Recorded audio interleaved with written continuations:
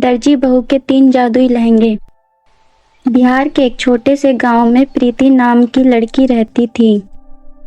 प्रीति बहुत ही सुंदर और गुणवान थी। जब वह 18 साल की हुई तब शहर के एक बड़े घर से उसके लिए रिश्ता आया और बहुत ही धूमधाम से प्रीति की शादी शहर के एक बड़े घर में यश नाम के लड़के के साथ हो गई। हर लड़की की तरह प्रीति भी बहुत खुश थी कि उसकी शादी एक अच्छे घर में हुई है, लेकिन इस शादी से उसकी ज़िंदगी एकदम से बदलने वाली थी। उसका उसे जरा भी अंदाजा नहीं था। दरअसल प्रीति का पति यश पागल था। उसके माँ बाप ने अपने पागल बेटे की देखभाल और घर के कामकाजों के लिए धोखे से प्रीति के परिवार को उलझा कर प्रीति से शादी कर दी। पागल पागल, ये लड़की पागल है। ये क्या क्या कह रहे हैं आप? दूर हटिए। माँ जी, ये सब क्या है? ये ऐसे क्यों बिहेव कर रहे हैं? अरे हमारी प्यारी भोली दुल्हन, तुम्हें क्या लगा? तुम जैसी गरीब और मनहूस लड़की का नसीब इतना अच्छा है कि ये ऐसो आराम अमीरों वाली जिंदगी तुम्हें भीख में मिल जाएगी। अरे हमने तुम जैसी गरीब भिखारिन को अपने घर का बहू बनाया है तो सिर्फ अपने इस पागल बेटे के लिए, समझी? वरना तो मैं तुझ जैसी फटीचर को अपने घर की नौकरानी भी ना रखूं। और हाँ, अपने आप को इस घर की बहू समझने की गलती कभी मत करना। तुम हमारे लिए सिर्फ एक कठपुतली हो, कठपुतली, समझी? माँ ने बिल्कुल सही कहा प्यारी भाभी। वैसे गांव के लोग कितने बेवकूफ़ होते हैं ना, बड़ी ही आसानी से किसी की बातों में आ जाते हैं, जैसे आपके घर वाले हमारी बातों में आ गए। हा हा हा। क्या माँ जी, आखिर आप लोगों ने मेरे साथ ऐसा क्यों किया? मैंने आपका क्या बिगाड़ा था? क्यों किया आप लोगों ने मेरे साथ ऐसा? बताइए, मेरी गलती क्या थी? तुम्हारी सबसे बड़ी गलती तो यह है कि तुम एक गरीब की बेटी हो और गरीब को कोई हक नहीं होता जो हम बड़े लोगों के साथ ऊंची आवाज में बात करें। तो भलाई इसी में होगी कि अपना मुंह बंद करके बस वैसा करती रहो जैसा हम तुम्हें करने को कह रहे हैं, समझी? जी प्यारी भाभी, वरना हम आपको इस घर से धक्के देकर बाहर निकालने में ज़्यादा देर नहीं लगाएंगे। न बोलकर प्रीति की ननद प्रिया और उसकी सास वहां से चली जाती है और प्रीति फूट फूट कर रोने लगती है। प्रीति को रोते देखकर उसका पति भी वहां से चला जाता है। मुझे हिम्मत रखनी होगी। अगर मेरे घर वालों को इस बारे में पता चलेगा तो वह बेवजह परेशान हो जाएंगे। नहीं, मैं अपने घर वालों के लिए परेशानी का कारण नहीं बन सकती। अब मुझे इसी को अपना किस्मत समझकर यहीं रहना होगा। अगली सुबह प्रीति जल्दी उठकर घर का सारा काम करती है और सबके लिए नाश्ता लगाती है। माँ जी, खाना खा लीजिए, खाना तैयार है। इतना सुनते ही दोनों माँ बेटी खाना खाने आ जाती है। छी, ये क्या बकवास खाना बनाया है? तूने इसमें मिर्च ही मिर्च भरा है। क्यों री मनहूस, बता, तूने जानबूझकर सब्जी में मिर्च ज़्यादा डाला है ना, ताकि हम दोनों माँ बेटी खाना नहीं खा सकें। बहुत चर्बी चढ़ी है ना तेरे को? तुझे तो मैं अभी बताती हूँ। इतना बोलकर कोकिला प्रीति को बहुत मारती है। प्रीति, माँ जी मैंने कुछ नहीं किया, मेरा यकीन करिए। मैंने सब्जी में सब कुछ बराबर डाला था। मिर्ची कैसे तेज हो गई मुझे नहीं पता। तुझे नहीं पता है, लेकिन मुझे अच्छे से पता है तूने ये सब हमसे बदला लेने के लिए किया है। नहीं माँ जी, मेरा यकीन कीजिए, मैं सच कह रही हूँ, मैंने कुछ नहीं किया है। ठीक है, फिर अगर तू हमसे नाराज नहीं है तो जा अपने घर जाकर अपने माँ बाप से दहेज के 10 लाख रुपए मांग ला। अब हम तुझे फ्री में बैठाकर तो अपने घर नहीं रख सकते। माँ जी प्लीज़ ऐसा मत करिए। मेरे पापा बहुत गरीब हैं, मुश्किल से तो वह 2 वक्त की रोटी खा पाते हैं। वह लोग 10 लाख रुपए कहाँ से लाएंगे? वो सब मैं नहीं जानती। पैसे लेकर आओगी तभी अब तुम इस घर में रह पाओगी, वरना निकल जाओ मेरे घर से।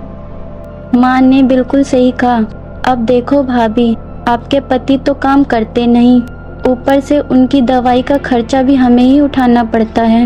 वैसे अब हम आपका भी खर्चा उठाए, इतना दरिया दिल तो हम नहीं हैं, इसलिए आपको माँ की बात माननी ही होगी। माँ जी, मुझे इस घर से मत निकालिए। अगर मैं यहाँ से अपने माँ बाप के घर गई तो वह लोग जीते जी मर जाएंगे। माँ जी, मुझे बहुत अच्छी सिलाई आती है, आप मेरे लिए एक सिलाई मशीन ला दीजिए, मैं सिलाई का काम कर लूँगी, प्लीज़ माँ जी। ठीक है। अगले दिन कोकिला और प्रिया मिलकर प्रीति के लिए एक सिलाई मशीन ला देते हैं। अब से प्रीति सुबह जल्दी उठती है और घर का सारा काम करने के बाद सिलाई करने में लग जाती है। प्रीति बहुत अच्छी सिलाई करती थी, इसलिए शहर की सभी औरतें प्रीति से ही कपड़े सिलवाया करती थी, जिस वजह से प्रीति की अच्छी खासी कमाई हो जाती थी। लेकिन प्रीति की सिलाई के सारे पैसे कोकिला ही रख लेती थी। कोकिला, अरे वो मनुष्य कहाँ मर गई? आई माँ जी। कोकिला, मेरे पैरों में बहुत दर्द हो रहा है, जरा अच्छे से दवा दे, समझ गई? भाभी भाभी कहाँ हो? ओफो, आप यह सिलाई में ही लगी हो? हाँ अनीता, ये काम अर्जेंट है, सुमन को कल ही ये लहंगा पहन कर पार्टी में जाना है, बस वही तैयार कर रही हूँ। वो सब आप बाद में कर लेना, पहले मेरे सर में तेल लगाओ, अच्छे से सर की मालिश कर दो। प्रीति काम छोड़कर प्रिया के सर में मालिश करने लगती है। अरे ओ मनुष्य बहू, यह देख तेरा पति क्या मांग रहा है, अब जल्दी से इसे खाना और दवाई खिलाकर सुला दे। ठीक है माँ जी।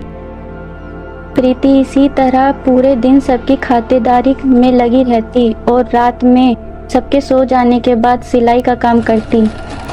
इस तरह दिन रात काम करने से प्रीति की तबीयत खराब हो जाती है और एक दिन उसे बहुत तेज बुखार आ जाता है। अरे ओ महारानी, आज उठना नहीं है क्या? आज हम लोगों को भूखे ही मारने का इरादा है क्या? नहीं माँ जी, वो तबीयत थोड़ी ठीक नहीं लग रही थी, इसलिए आंख नहीं खुली। प्रीति का पूरा शरीर बुखार से तप रहा था, लेकिन फिर भी वह उठकर किसी तरह से घर का सारा काम करती है और फिर सबके लिए खाना बनाती है। भाभी, ओ भाभी, कल से बाथरूम में सबके कपड़े ऐसे ही रखे हैं, धोए क्यों नहीं आपने? लगता है आप मम्मी की मार को भूल गई हो, तभी आजकल आपसे कोई काम नहीं हो रहा है। प्रिया, मेरी तबीयत ठीक नहीं थी, मुझे चक्कर आ रहा था, प्लीज़ यह कपड़े आज तुम ही धो लो प्लीज़। क्या क्या कहा आपने? आप मुझे अब ये नौकरों वाले काम करवाओगी? मैं आपसे जरा प्यार से बात क्या करने लग गई, आपने तो मेरे सर पर चढ़ना स्टार्ट कर दिया। मम्मी मम्मी कहाँ हो, जल्दी इधर आओ। अरे क्या हो गया सुबह सुबह? मम्मी देखो ना भाभी को, अब वो चाहती है कि मैं उनकी तरह घर का सारा काम करूं और ये महारानी आराम करे। मेरे कहने का वो मतलब नहीं था प्रिया, आप सब लोग गलत समझ रहे हैं।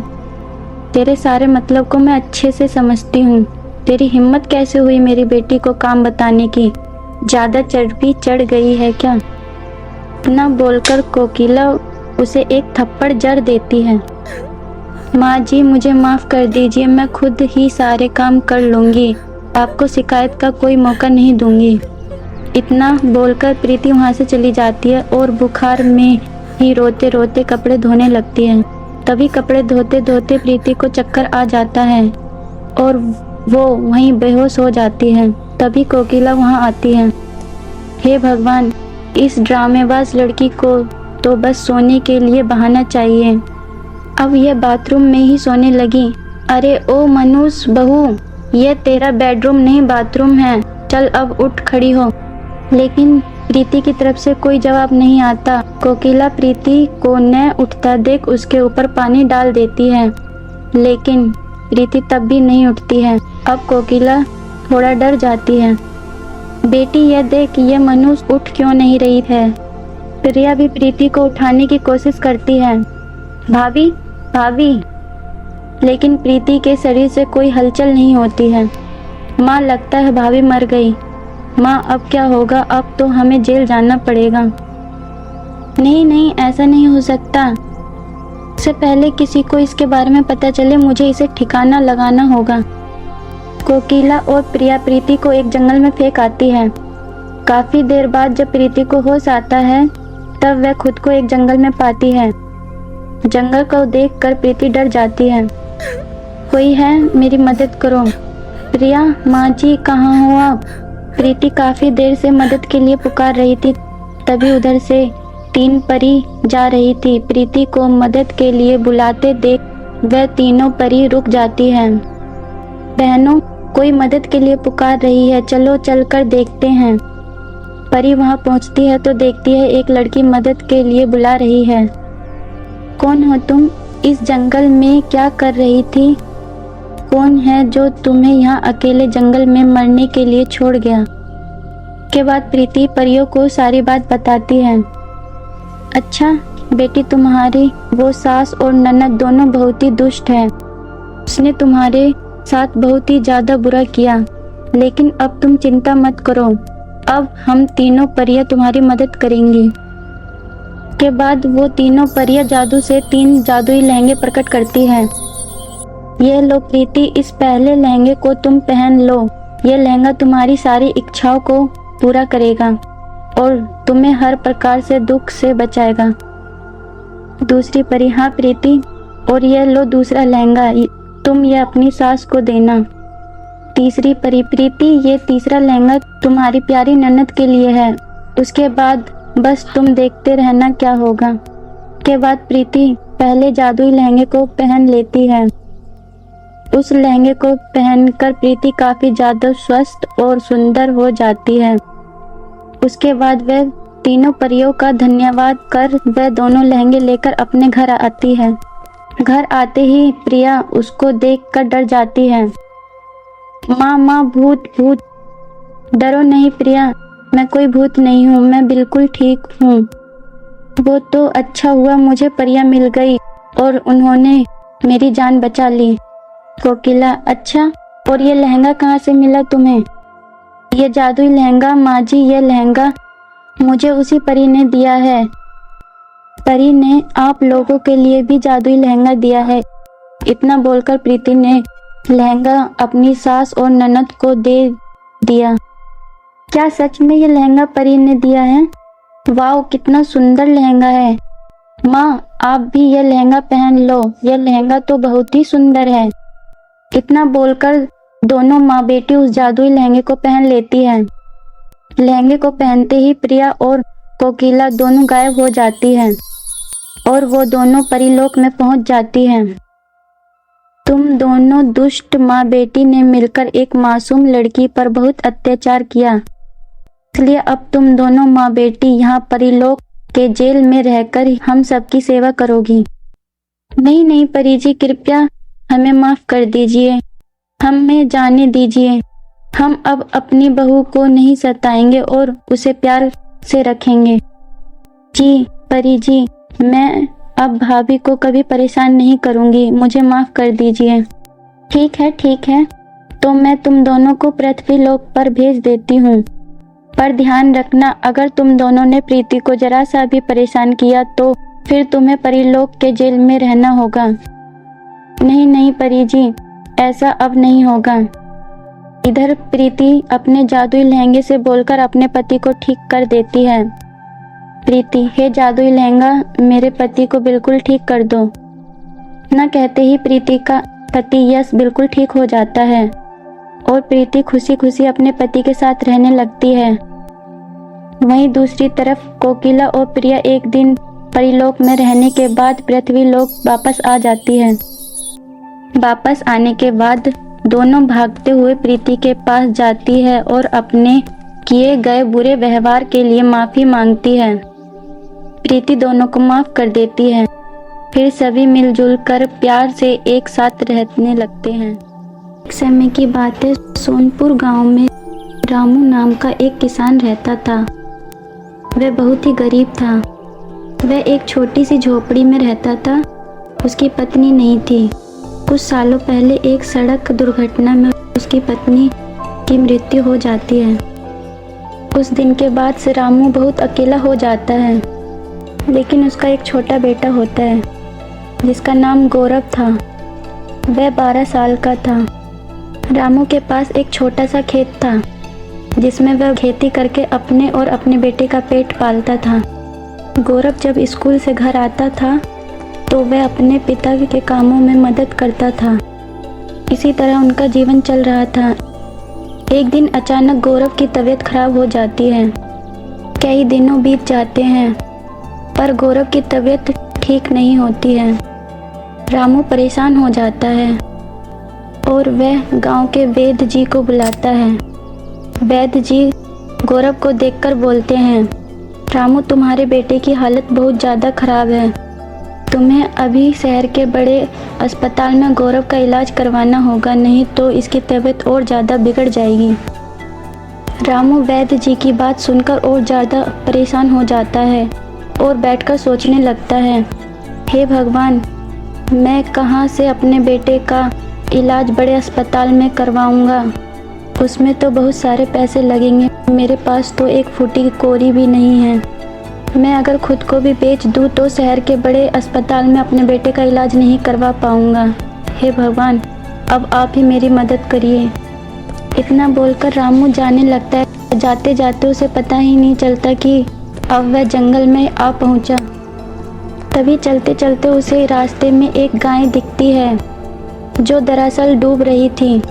उसे देखकर रामू बोलता है, रामू, अरे ये गाय तो दलदल में डूब रही है। अगर ऐसा हुआ तो गाय तो मर जाएगी। तभी रामू दलदल में जाकर उस गाय को बचाकर बाहर ले आता है। जैसे ही गाय बाहर आती है, अचानक एक जादू होता है और वह गाय एक सुंदर परी के रूप में बदल जाती है। यह सब देखकर रामू बहुत डर जाता है। तभी वह परी बोलती है, अरे अरे डरो मत रामू, मैं एक परी हूँ। मैं एक चुड़ैल के शराफ के कारण मैं एक गाय में बदल गई थी, परंतु आज तुमने मेरी जान बचाकर मुझ पर बहुत बड़ा उपकार किया है और मैं आज उस शराफ से मुक्त हो गई। परंतु रामू, तुम इस घने जंगल में अकेले क्या करने आए हो और तुम इतने उदास क्यों हो? अगर तुम्हें कोई परेशानी है तो तुम मुझे बता सकते हो। मैं एक परी हूँ, मैं अपने जादू से तुम्हारी सारी परेशानी दूर कर दूंगी। परी की बात सुनकर रामू बोला, घर में मेरा बेटा बहुत बीमार है। गांव के वैद्य जी ने कहा उसे शहर के बड़े अस्पताल में उसका इलाज करवाने, नहीं तो कुछ भी हो सकता है। तभी एक तेज रोशनी होती है और परी के हाथ में एक सेब होता है। उस सेब को रामू को देकर परी बोलती है, ये लो रामू, यह एक जादुई सेब है। इस सेब को काटकर अपने बेटे को खिला देना, तुम्हारा बेटा पहले की तरह ठीक हो जाएगा। यह सुनकर रामू खुश हो जाता है और परी का धन्यवाद कर अपने घर लौट आता है और अपने बेटे को सेब खिलाता है। सेब खाते ही गौरव बिल्कुल पहले की तरह ठीक हो जाता है। यह देखकर उसके पिता का ठिकाना नहीं होता। अपने बेटे को गले लगाकर रो देता है और परी को धन्यवाद करता है। उस दिन के बाद रामू और उसका बेटा गौरव हंसी खुशी अपने घर में रहने लगते हैं।